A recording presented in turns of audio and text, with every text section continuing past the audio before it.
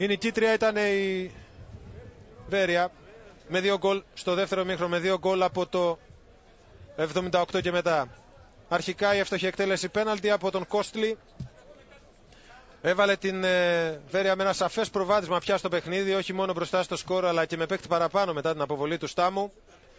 Και εδώ στις καθυστερήσεις πια, στο πρώτο λεπτό των καθυστερήσεων, ο Λαϊτάν, σε ένα χρονικό διάστημα που η Κέρκυρα ήταν όλοι μπροστά ζητώντας γκολ ισοφάρισης, βρήκε χώρο πίσω, έκανε τη 2-0 και σφράγισε ουσιαστικά τη νίκη της γηπεδούχου ομάδας.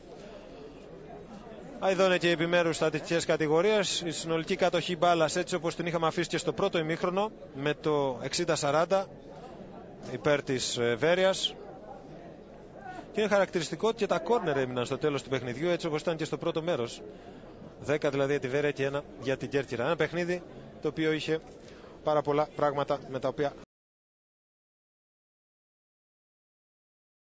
ασχοληθήκαμε. Το παρακολουθήσατε σε απευθείας μετάδοση από την τηλεόραση της Νόβα. Πολλούς όσοι εργάστηκαν για την σημερινή μετάδοση του παιχνιδιού. Να είστε καλά. Γεια σας.